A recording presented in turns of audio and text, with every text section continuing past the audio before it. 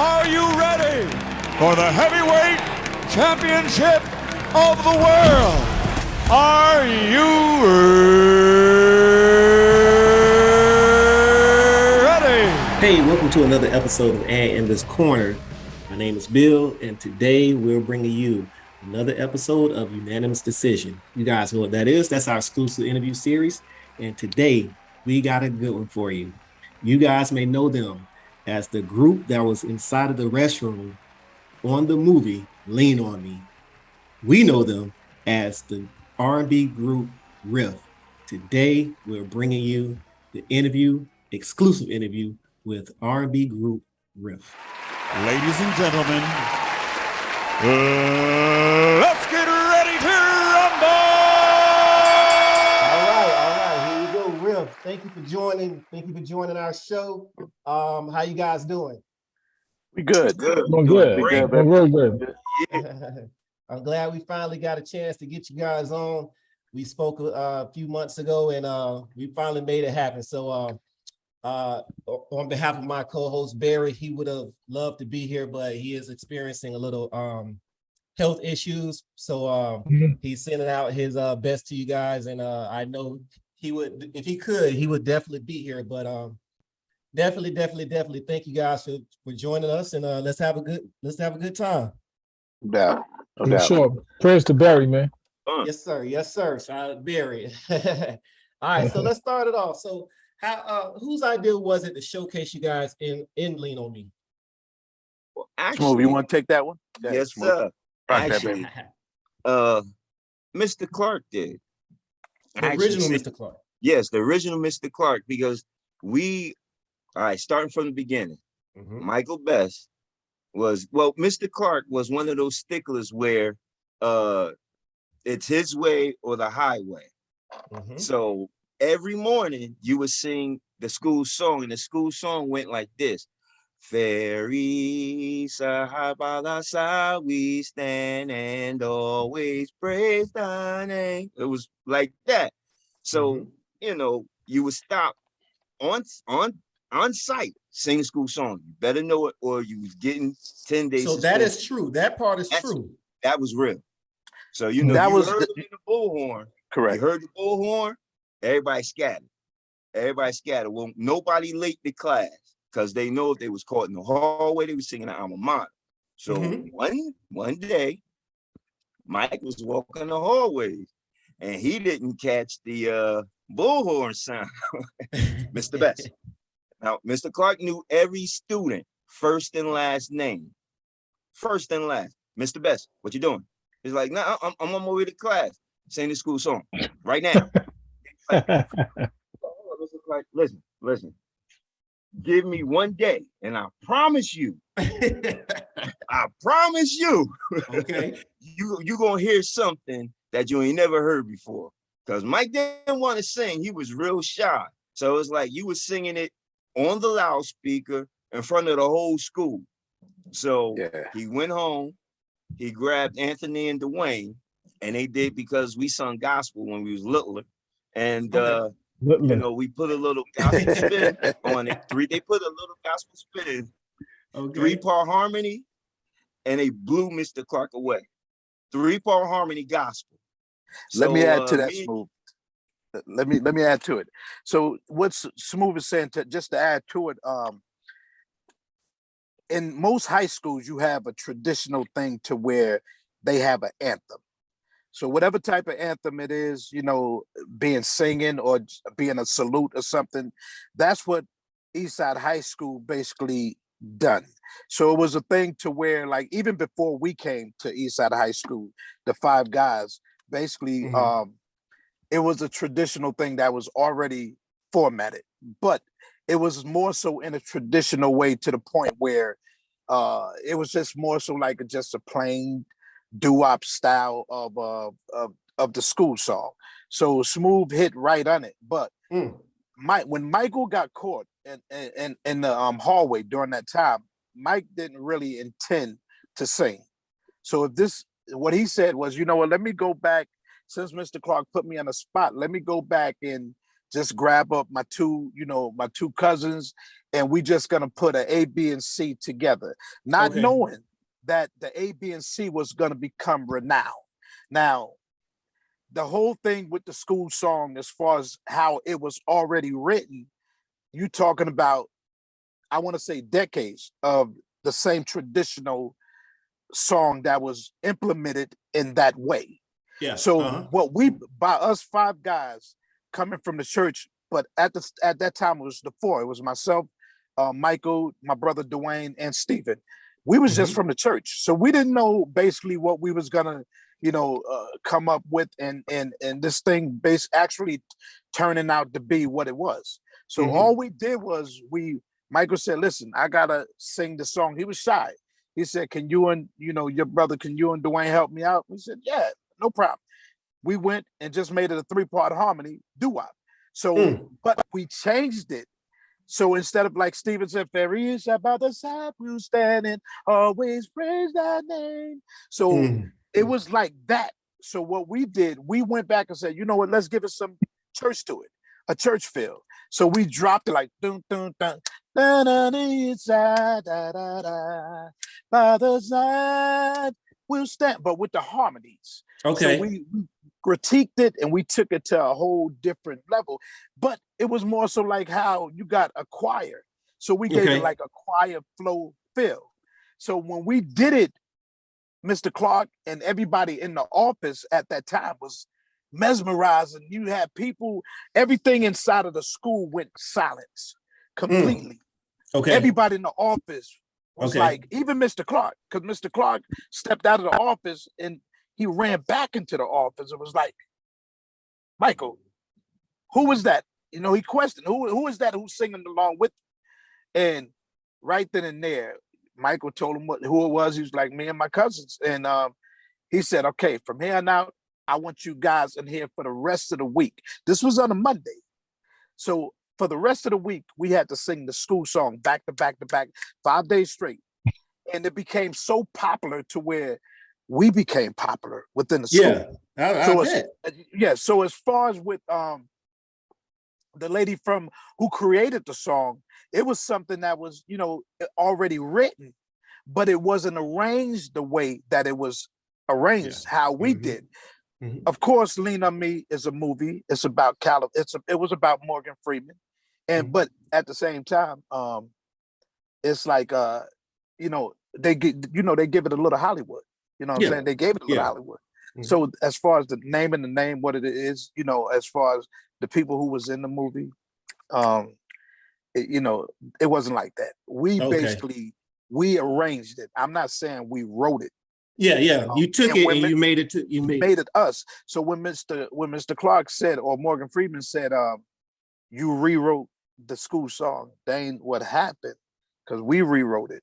We rearranged it. Well, we're gonna make sure that story get out there then. Yeah, we have to, because you know what? We want to give ourselves props, and not being arrogant about the situation, because it was a alma mater that was well known across the world once that movie came out, and still is to this day, and still trending for the most part. Kenny, let me ask you. You weren't the original 5, correct? Right. You weren't. So how did it? So obviously you heard the song, you saw the movie, you heard the song. I mean, major song. How did it feel now to be? You got to be a part of this song. You are a part of the song now, because you have to sing it with the group. It's crazy because I grew up knowing all of them. Like our families are connected. Our families are connected in Patterson.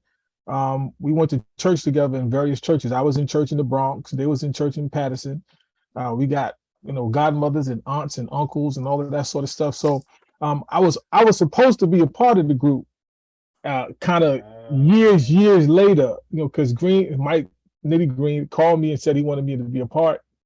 And I was interested in being it, but it was probably the wrong time. So as time went on, the pandemic came, and I said, like, what the heck? Let me give it a go and see how it goes. So I've been a part of it for now about 2 years now. So it's a phenomenal situation to be a part of, because you get to see and understand and kind of be close to what legacy is made from. And legacy is made from just guys just having an idea. You know what I mean? They got caught up in the situation. You know, Green got caught up in the situation, and he turned the situation around and ended up. It was a freak situation that happened to set everybody up to make history. So, you know, I may not be a legend, but Riff, the name Riff, and those Absolutely. 5 guys, they're phenomenally legends in the game for real. So we've mentioned Riff in a couple of interviews. I believe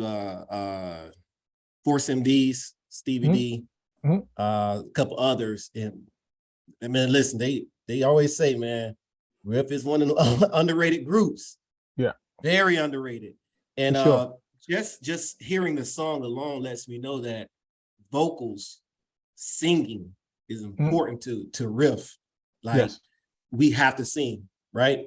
So knowing that, and knowing that at the time of Riff and coming up in that era, it seems like it was more important to be vocally at the best, rather than, that's not necessarily dancing and entertaining, but you guys had in that era, that late 80s, early 90s era, you guys had to have your vocals on point. So was that something that you guys had to perfect and made sure that you honed in on? I'll answer that real quick. Go ahead. We grew up in the church. So if you grew up in the church, you can't half step nothing. You know what I mean? They'll sit you down. They'll say, you ain't ready. You know, probably one of the greatest attributes Riff has is their ability to, at the ages that we are now, to still keep our instruments sharp. Yeah. And you know, that's the testament to the gifts that God has blessed us with. So we couldn't change that if we wanted to.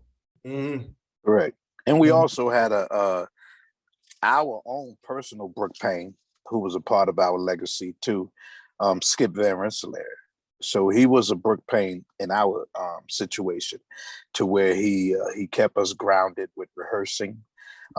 He was one of the first ones who came to us and stood, you know, along our side throughout our whole music career until the late, you know, these late couple of years, these past years, because you know, in time you get older. But he still supports us. But he's one of the ones who basically help us with our sound from the beginning. I mean, we went straight from doing the movie to going into a major record deal. And with that record deal, he also, along with us, came up with a couple of records that was a part of our first album. And he was one of the guys who helped create the sound and the style of Riff, because during his era, he was into the Temptations, the Four Tops, all the great groups during, like especially Temptations was his #1 group. So basically he built us around that genre of entertainment and music and sound, to where Riff became, you know, that 5-part harmony type group that was able to do anything and weather any type of storm without music, a cappella. So it was basically embedded in us, you know, through him, what we basically came up with in terms of sound and style of music. So when you ask Kenny that question, it ain't like we did on our own. He basically came through and he helped pave, you know, the style and the sound of music within our, you know, career. He molded us, gave us the sound. And also what he did was he wrote a journal. From the time we signed the contract, he wrote a journal. We got on the plane. He started at the gate we was leaving from, and he came out with this book right here, 6-part harmony, the untold story of Riff. You can get it on Amazon. And if you want to know what happened with us through his eyes, this book right here, tell it all. Names has been changed. He's the one sitting down in the piano. If you look at you know, the book. I'll tell you, we'll put a link to that book on the he YouTube came out and with our that. link. So we'll make sure we do what that. Happened from through his eyes. That's what it came about. Okay. All right. All right. Okay. That's what's up.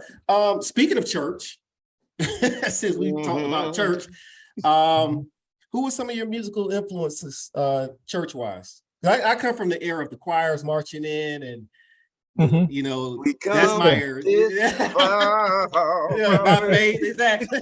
Leaning on a hill rose during Easter. So I'm from all that whole era. So who are some of you guys' musical influences? Well, for me, it was commission. Ooh. Yeah, for me back then was commission. Take Six, you know. Yep, I can see you Take Six. Definitely. Yeah, them, for me, those were ones. Commission. But I hear it in Riff though. I hear it. Yeah. Yes. Like those for me, those were the two. And fellas. Well, you hit it right at the nose. Take Six. That's why one of the songs we performed was "Mary Don't You Weep" because of Take Six. So that's what them. And we also are into the quartet gospel. So you got a lot of the singers like the Shirley Caesars, the yes sir, Canton Spirituals. It's a lot of groups we can name. Mighty Clouds, Joy. Mighty Clouds of Joy. Yeah, Willie Neal and the Gospel Keynotes, Tommy Ellison. And the reason I'm naming those older groups is because those are the groups that paved the way for us. Yeah. You know, in terms of seeing what, you know, real, true traditional old time gospel was back then. Yeah. You know, so that's for me. What about you, Mr. Kenny? Well, I mean, those guys, you know, Fred Hammond comes out of the commission, Marvin Sapp comes out of commission. You got the Take Six, you got, it's just so many guys. The older groups like Chill, you know, I said, what comes to mind for me is just their stage presence. You know, they know how to work that crowd, and they know. So when we on stage, you know, as quartet singers like we used to be, you know, we know from looking at and paying attention to the old cats how to get busy, you know, and that doesn't stop, you know, in gospel. So when we get on the stage singing what we're singing now, it's the same energy, you know. Of course, you know, we still got the love of God in our heart and all of that. Absolutely. So we just we just bring a perspective of love, peace, and happiness in our music to the audience that we sing for. I mean, I often go back and find myself listening to Frank Williams, John Frank P. Williams. Key, Hezekiah, you know, his arrangements and how he puts things together. Dog crazy. You know, Godfather for me is James Cleveland. The stuff he put together is just it's masterpiece. It's before its time, man. It is just dumb, just crazy.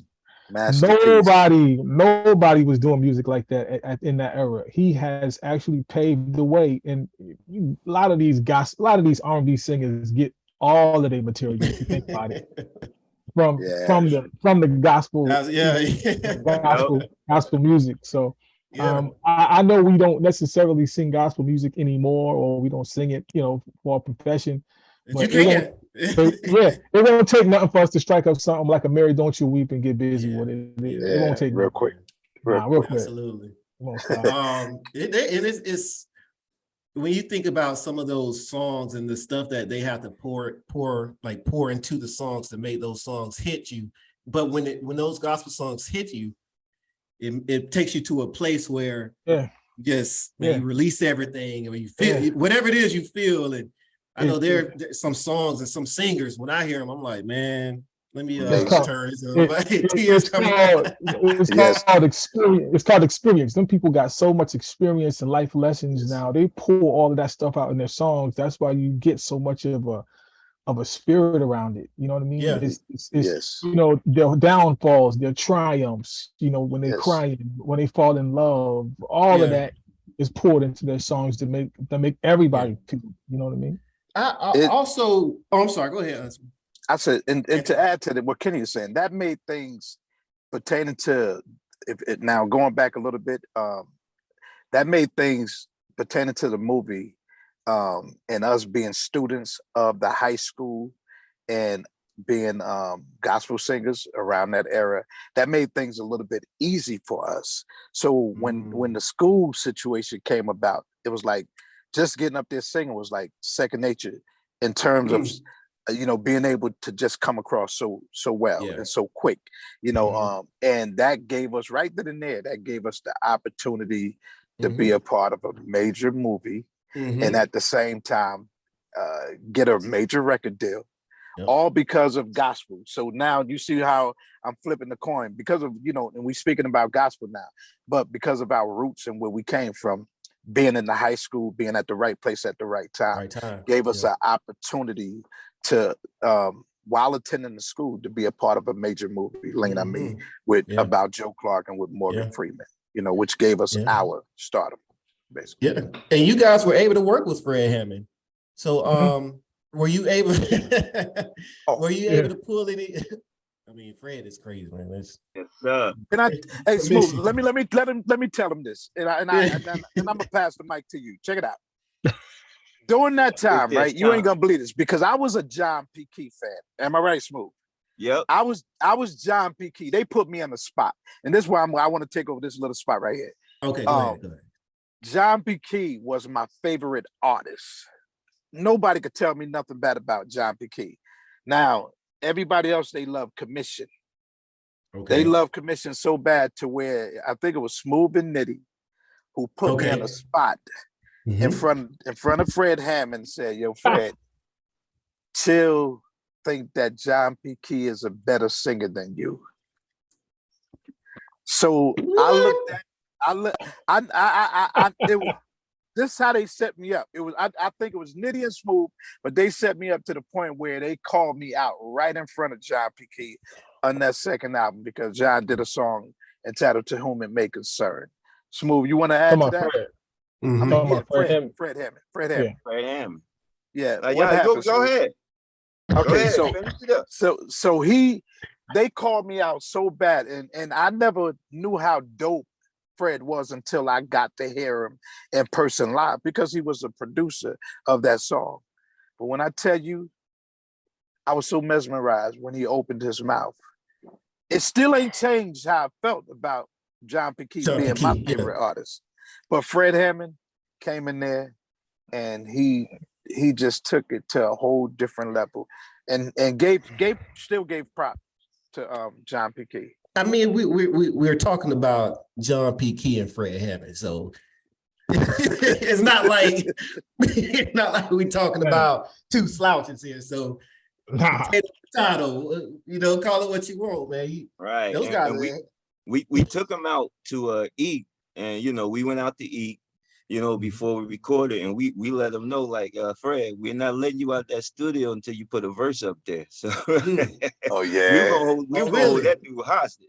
Okay. So he got up in there, and it was like he did it, and every take that he did was perfect, right? And then he'd be like, "Nah, I want to do that over because I didn't feel this." And I mean, like every take that we heard to us was perfect. But I mean, we could have let him go ahead and do it all night because we were just mesmerized, and he knocked it out, and we were just lucky and blessed to have that man up there on that album. Any tips you learned from him? Just watching and anything? Man, we watched, and we know breath control. I mean, that's okay.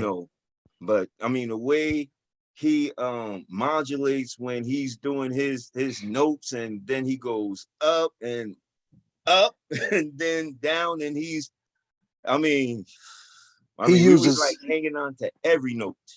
Yeah, he uses a lot of vowels with his singing. So he used the A, E, I, O, U, like the vowels. Okay. And that was a key thing he taught us. Like, everything. Like if you was to hit an O note, you had to make that O note proper. If the I note, like I, like it was just a proper thing on how he utilized the technique of singing. So and we're talking about tricks of manipulating your voice. Yes. So we ain't talking about studio singers. We're talking about Mm-mm. Amazing, amazing, Uh-huh. amazing, Now, amazing. you got to know the history with Fred Hammond, because he's from the Detroit area and he played bass for Marvin Winans. So the level of perfection that he's been exposed to, you got to understand, he's just not going to do it in one take. He's going to do it he's going to do it a million times. He's a perfectionist. I wasn't in the studio, but if I was there spiritually, I can kind of gather that, that he wasn't going to do it in one take. I was there. Y'all can't tell me I wasn't there. Exactly. you know. Absolutely. So, you guys mentioned you were signed, record label coming straight out. You were signed to MJJ Records, if I'm not mistaken, correct? Well, now that was later on. The first one was okay. Yeah, the first one was it's SBK. SBK. Right. Charles Koppelman. We went and did a live interview. Like, we went to certain record companies first, and they at that time needed a gimmick, like De La Soul, or the Jungle Brothers. They needed a gimmick, and we said our gimmick were our voices. We sung for him. He didn't seem like he was impressed. He was still hooked on that gimmick. So we walked up into SBK Records, auditioned for Donald Rubin, and the look on his face, he was like, "Wait right there," and he walked us into the office of the K of SBK, Charles Koppelman. He walked us into there. Like, I don't know what he had going on that day, but Donald Rubin walked in there and said, "Listen, I can imagine." He said, "Listen, you have to hear these guys." We went in there and we auditioned. We sung about 2 or 3 songs a cappella and then piano accompaniment. And the last thing it was said by Donald Rubin and Charles Koppelman, he said, "Listen, you guys ain't got to look no further. Y'all home is right here." And that was that. So Vanilla Ice was on the label. Right, SBK and stuff like that. So what was it like going on tour with the Vanilla Ice? I mean, we're talking about. Well, I mean, at that moment, he was hot. He was hot. The label wanted to break us, so they put us on tour with Vanilla Ice. I mean, we ain't had nothing to do with that. They put us up there, and our first date was I do believe think Dothan, Alabama. I'm not sure. Or Beacon Theater with Vanilla Ice. Was it Beacon? It was one of them. Either way, it was one of them. We got up there with Vanilla Ice. We toured for a little bit. Then they asked us to do a song with Vanilla Ice titled "I Love You." And we shot that in Minneapolis, Paisley Park in Prince's studio. In Prince's studio. Yes, I just wish Nitty was here so he can tell you his story about how he saw or got a glimpse of Prince, because he's a big Prince fan. But hopefully he hop on real quick, and that's the first question. We gonna run it back. But we'll run it back to this part. We won't spoil it for him. We won't spoil it for him. Right. So we did that, and from Vanilla Ice, which was pop, we went right to LL Cool J. Which was rap. Knock You Out tour. Yes, sir. Mama said knock you out tour. So how was that? It was different for us. It was different because don't tell everything, Smooth. Yeah. No, I ain't gonna tell everything. It was different because, like, when you Vanilla Ice movie, you sing, and they scream, they love you, rap, you gonna work for it. Entertain us. You know what I'm saying? Damn. Entertain us. It was tough, but it was fun.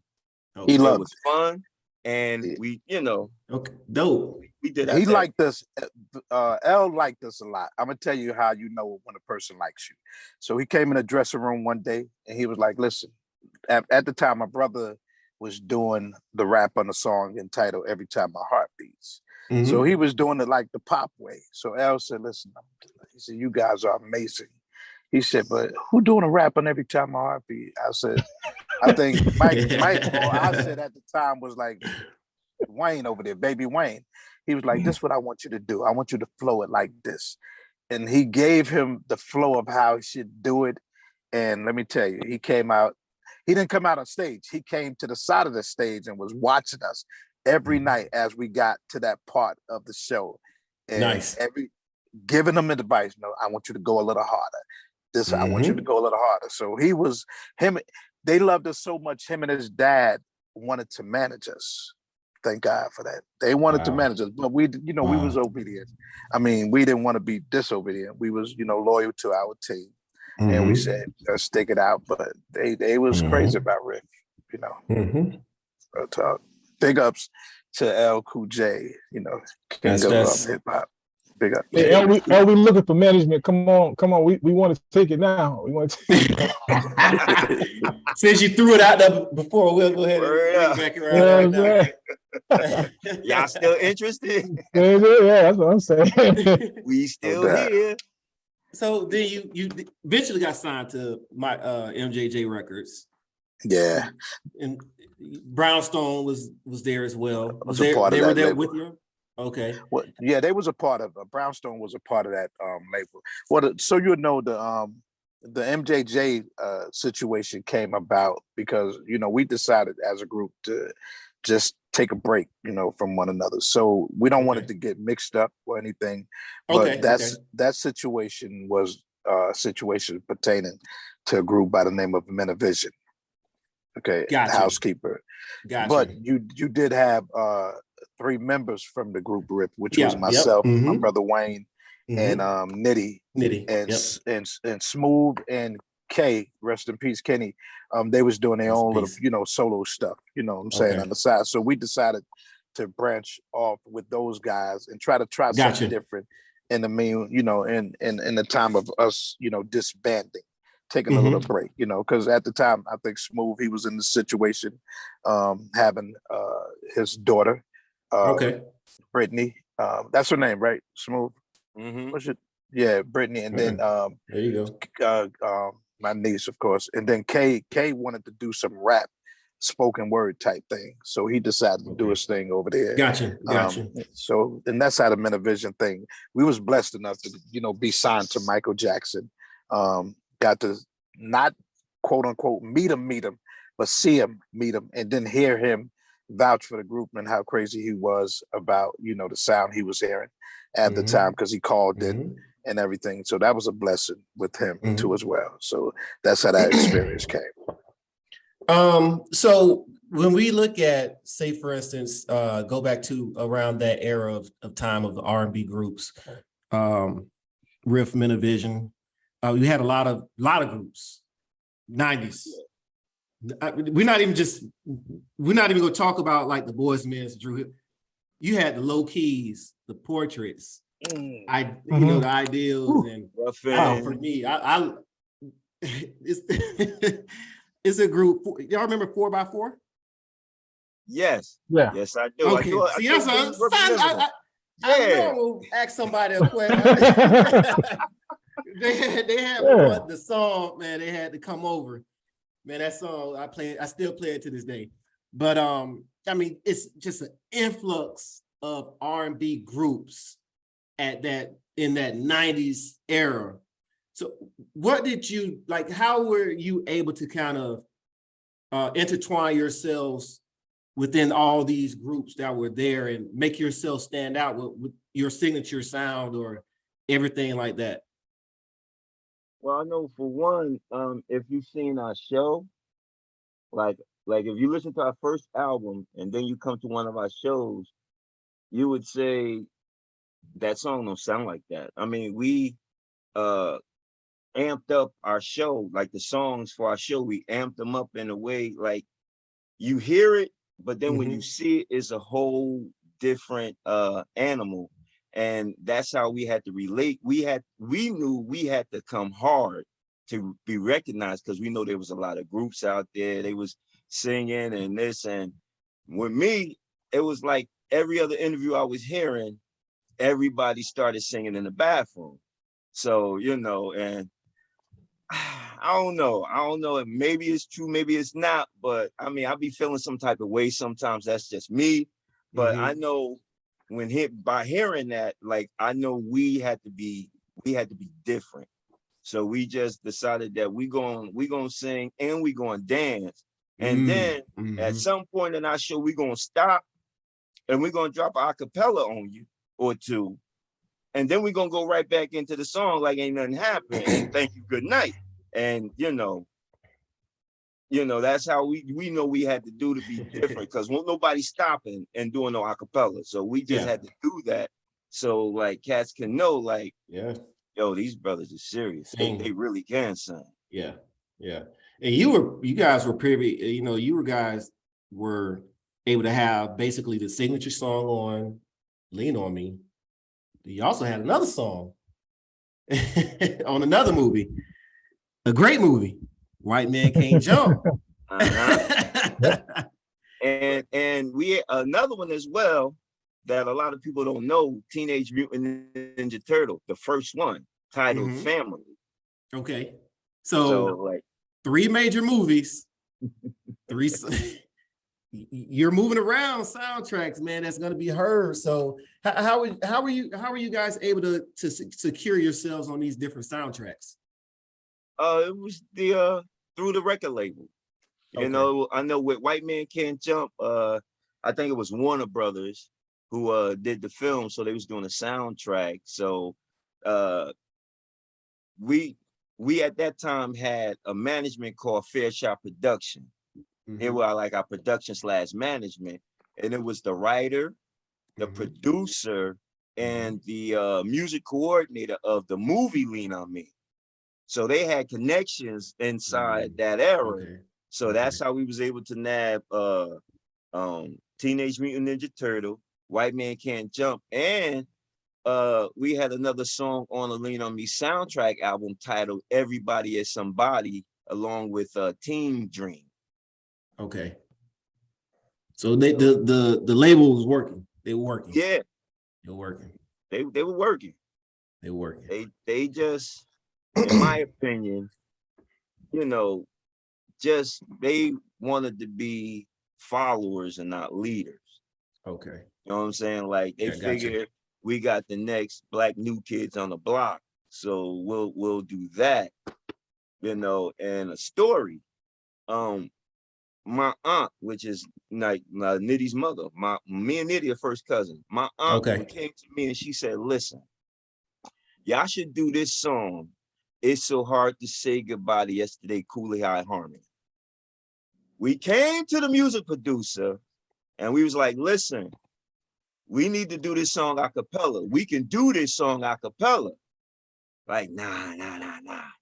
That won't work. That won't work. And a few years later, Boys the Men came out with it. And man, listen. Well, somebody dropped the ball. And listen. Either that or they was listening. Yeah. Either somebody had some spies like, yo, y'all should do this. But man, because they came back with the song. Yeah, they came out with that song. And somebody said that's a good idea. Yeah, that was the song that lifted them up. Motown Philly was dope. But when they came out with that, It's So Hard to Say Goodbye. Yes, it was. That put them in a different bracket. Yeah. So were there any producers that maybe you wanted to work with that you didn't get a chance to work with? Yeah. We after so the first album, we got a chance to have three top 10 hits. And the reason I say 3 because White Man Can't Jump and then My Heart Is Felony and If You're Serious was renowned hits. We talk about number 2 on the top 100 and number 3 on the top 100. And then White Man Can't Jump Across Seas, it went number 1, which was great. We decided on the second album that we wanted to go a little urban R&B. So we decided to work with producers like Bernard Bell, The Characters, Teddy Riley. It's a lot of other producers we worked with. The Flex. I want to give them their roses. A couple other producers. Forgive me if you if I miss anything. But anyway, second album we had our hand in too. the situation was great. It was an opportunity of a lifetime, and things were sweet because we felt we was doing something. We writing now. We a part of, our music career. And at the time, the label was going through an emerge situation to where they was merging with different labels, EMI, SBK, and another label at that time. So in the process of that happening, our second album basically got shelved. It got folded. But the setup was for us to work with quote unquote top-notch producers, which was David Foster White. And David Foster White is, you're talking about Earth, Wind and Fire. You're talking about Whitney Houston. You're talking about High Five. So this producer, he was about to work with us. He did a song. I can't name it at the time, but it was a song that we cut because they wanted to see if he wanted to work with us, not us wanting to work with him. Okay. Because you talk about big time, Hollywood big time.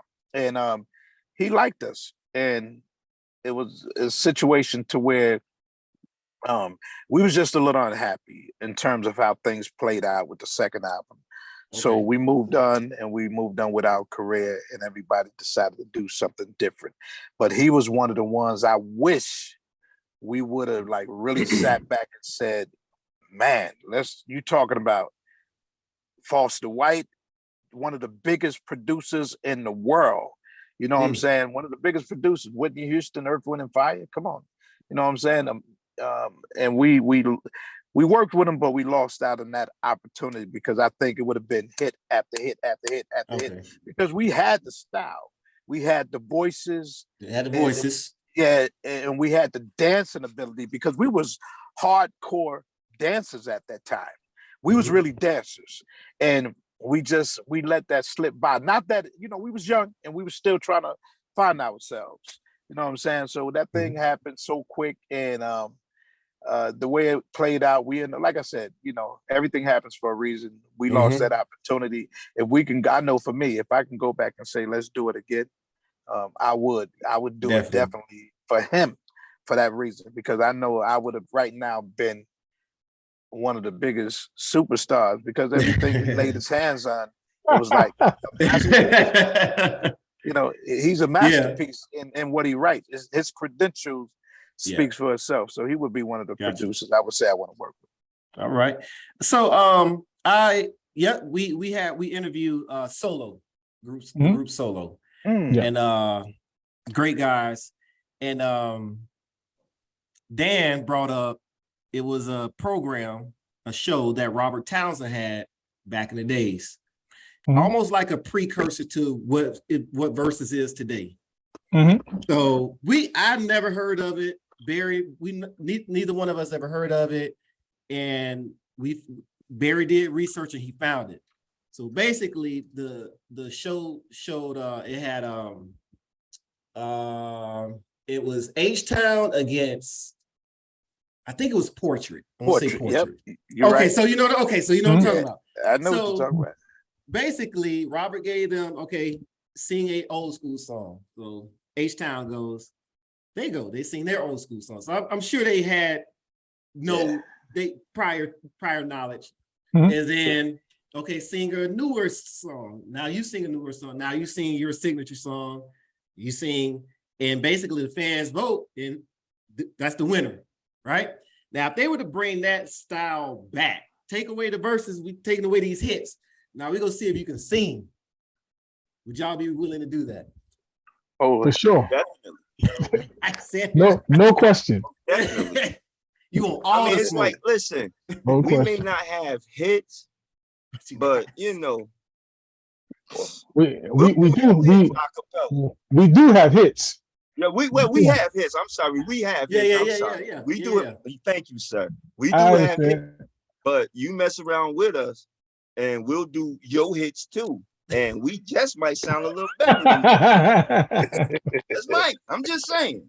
Not too much, but To be honest, yes, we do. We would love to smoke. It's no bragging. I'm not not a tough guy, none of that. You know, we would love the opportunity for the smoke. That's all. Acapella, acapella. Oh my. Ooh. Man.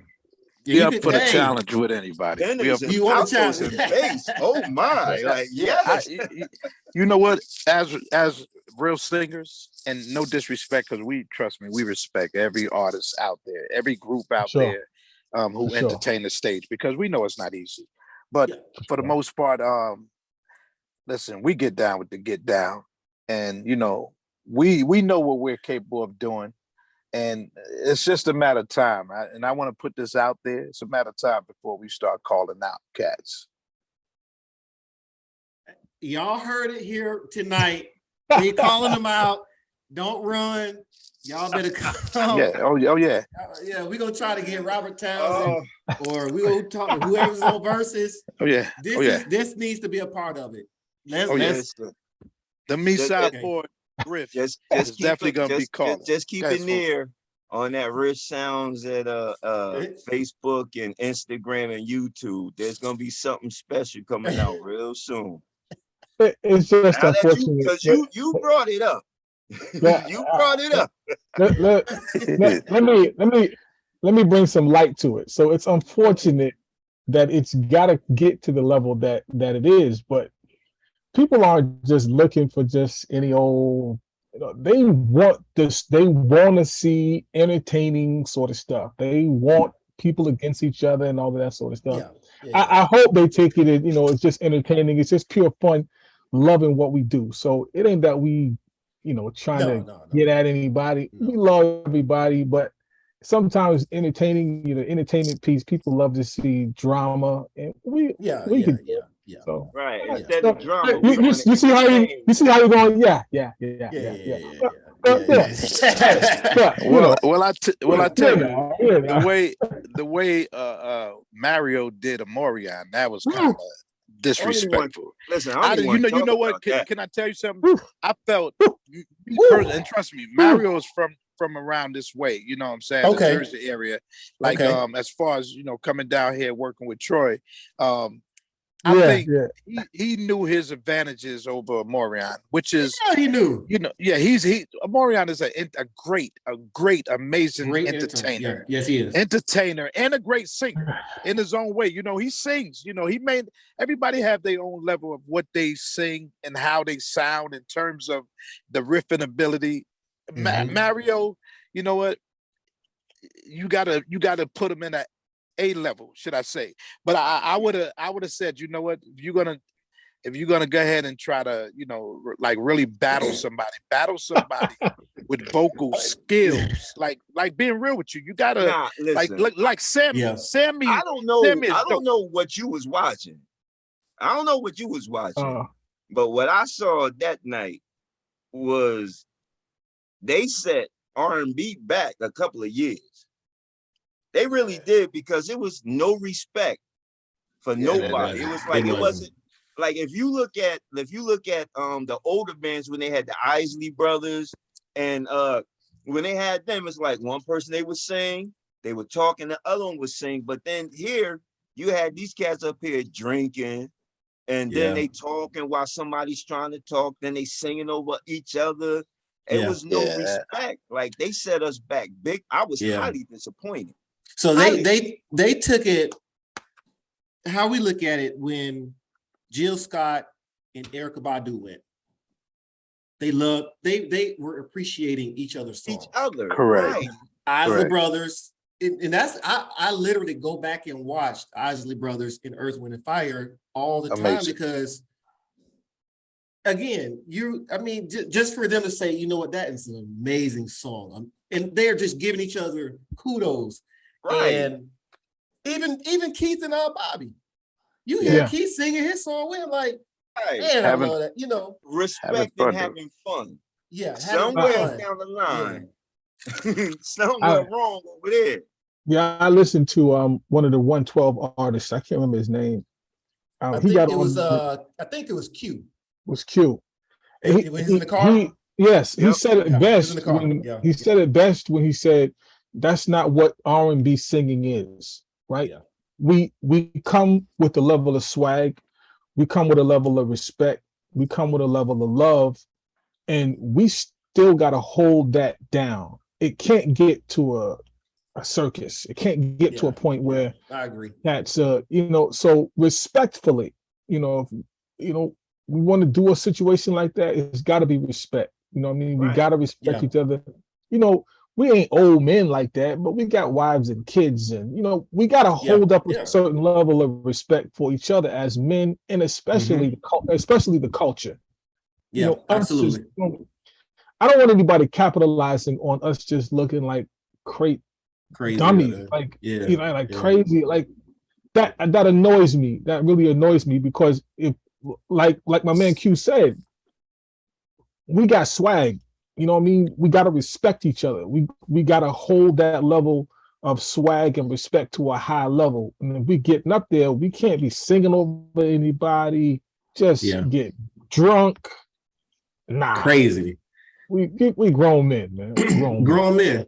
Definitely grown men. So as we come around to the end, can you guys tell the audience and the fans of Riff, everybody, what you guys have going on right now? Shows, music, anything. What can the fans expect from you coming out? All right, so the fans can expect, we got a Christmas record we got popping. We got fire EP coming. We got an EP coming at the top of the year, probably the first quarter. And we got shows coming up. We got one coming up next month.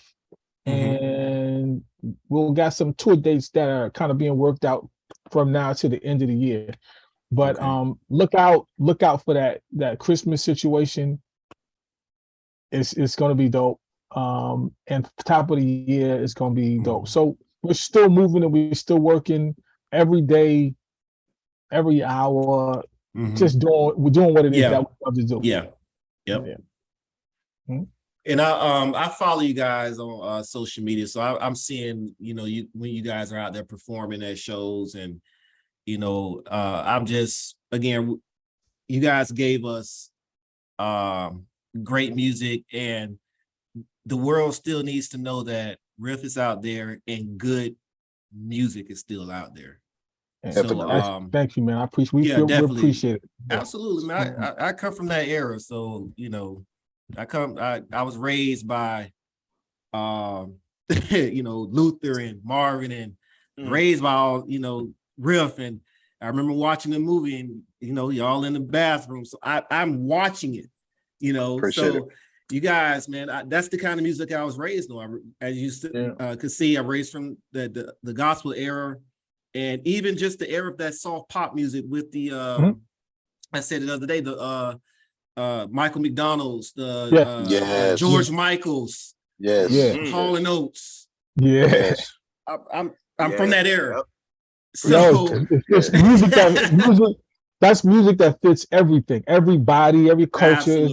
It's not centered towards one culture. It's everybody. So everybody. My dad, he's a heavy jazz. I got it from him. So everything from George Benson to I know a little song. Your palate is okay. Your palate we can sit and talk. We can sit and talk, but just great music. So where can the fans find you on social media? Everything Riff Sounds. It's Instagram, Facebook, Twitter, Twitch, and YouTube. And also for our really, really in-depth fans, go to our Riff Sounds family page and, share some of your stories, when you was on tour with, when you seen Riff on tour and stuff. That's what we looking for, You asking for trouble. You asking for trouble. Nah, man, it's just share your experience with Riff, Okay, absolutely. All right. We're going to put all that right here on the screen. Barry's going to make it all nice and neat for you guys. For sure, man. We're definitely, again, thank you guys so much for gracing us with a moment of your time that we were able to go down memory lane and we're able to see what's coming up on the future. And again, thank you guys so much. We truly appreciate it. And hopefully you guys come down to Florida. Hopefully these tours get you down to Florida, man. And we'll definitely, we're there. That's the second request. That's the second request we got from Florida. So we need to make our way down there. Yeah, we need to make it happen, man. Florida, we love good music. That's one thing about it.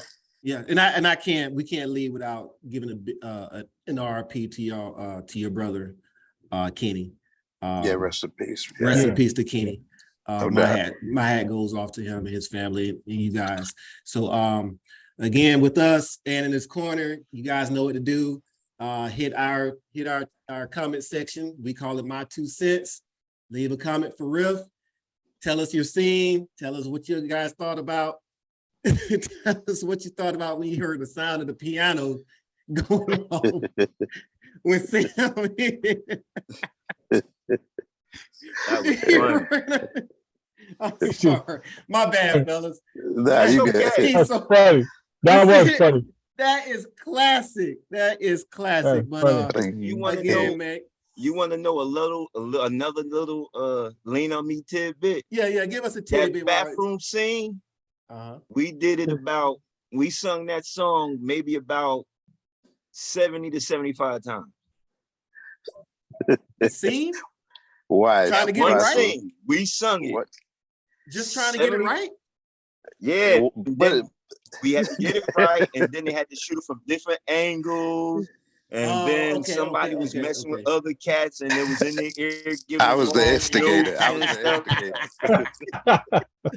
As you know, 75 times. I was the instigator. I would have loved to see that. I know, right? That is crazy.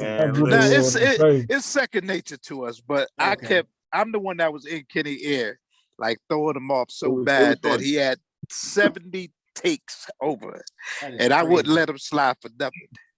Man, that's great, man. See this is why we do these interviews, because these are inside things that we would never know about. But again, guys, we appreciate it. Thank you so much, and peace. We out. Peace, man. Thanks for having us.